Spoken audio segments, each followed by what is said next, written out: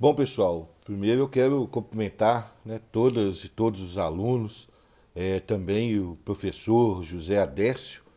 Eu vou aqui fazer uma fala breve, né, e tentar contribuir com as reflexões que vocês vêm fazendo sobre essa disciplina do neoliberalismo. Eu gostaria de começar relembrando o surgimento da Constituição de 1988. Como vocês sabem, a Constituição de 88 surge num contexto político, nacional e mundial de grandes transformações.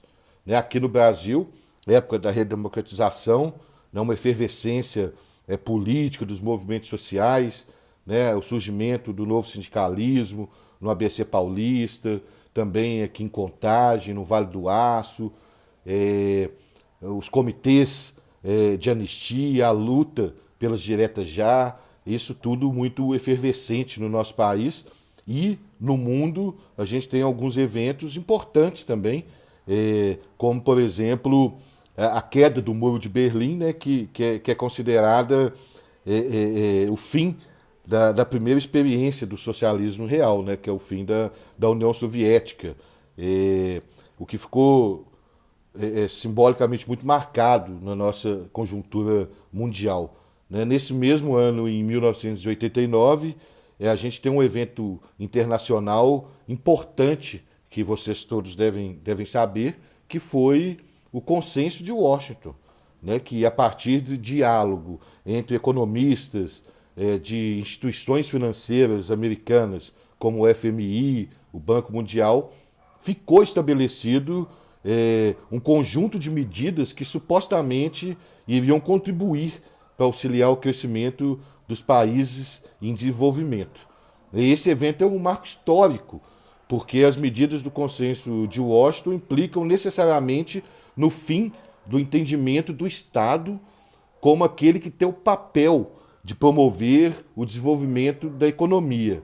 Né? A partir desse momento, muitos grupos começam a patrocinar a ideia de que o mercado deveria ser o principal responsável pelo desenvolvimento da economia. Né?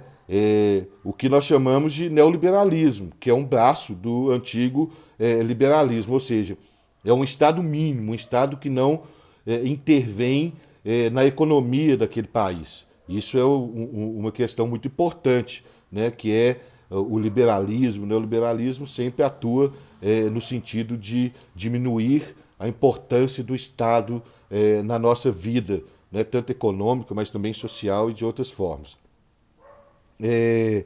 Nesse ponto, é interessante notarmos como a lógica neoliberal acaba entrando em choque com a lógica que organizou, né, a construção da nossa Constituição. Porque nós vivíamos um momento de redemocratização, os movimentos sociais ativos na construção dessa nova Constituição do nosso país, uma Constituição muito marcada, né, e inspirada nas questões dos países europeus que estavam saindo também de épocas de ditadura, né? É o exemplo de Portugal, né? Nesse sentido, a Constituição se baseia muito na questão de uma Constituição dirigente, né? Que significa que a nossa Constituição seguiria uma série de normas que asseguram ao Estado Nacional o papel de dirigir o desenvolvimento do país.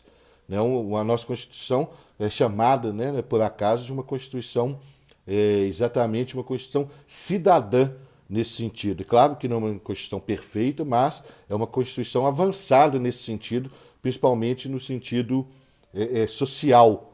Né? Por exemplo, nós temos no artigo 3º da nossa Constituição que nós temos o Estado tem que garantir uma sociedade justa e solidária, erradicar a pobreza, reduzir desigualdades sociais e regionais e outras questões que são muito fortes para nós e importantes. Né? Quando a gente olha, né, esses objetivos descritos, não é difícil a gente compreender por que muitas vezes a condução de um país é guiada pela lógica de interesse privado e se choca com isso. né? Isso é muito importante a gente pensar e refletir sobre isso, né? E a partir dos anos 90, aqui no Brasil, houve uma pressão muito grande de mudança da Constituição, é, como, por exemplo, a alteração do artigo 170, que possibilitou que empresas estrangeiras pudessem prospectar em nosso solo, né, no nosso país. Essa modificação, por exemplo, permitiu que fosse feita a privatização, por exemplo, da principal companhia de mineração do país à época, né, a Vale do Rio Doce.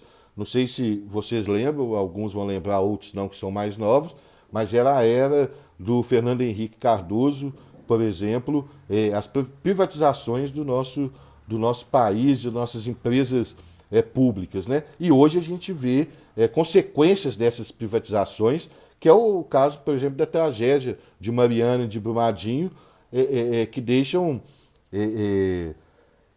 estragos, né?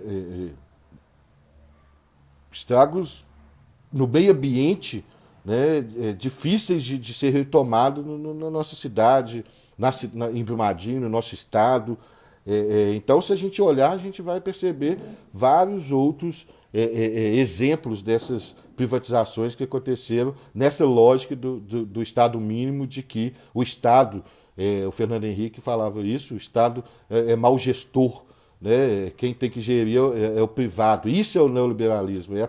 O Estado não tem que gerir as riquezas e as empresas públicas, e sim os entes privados, né? As empresas multinacionais, grandes empresas, né? Então, pessoal, é isso. Assim, eu acho que espero que eu tenha contribuído. Termino aqui com a minha contribuição, né? Espero que vocês se sintam estimulados, né, a pensar e debater sobre esse assunto. Grande abraço a todas e a todos.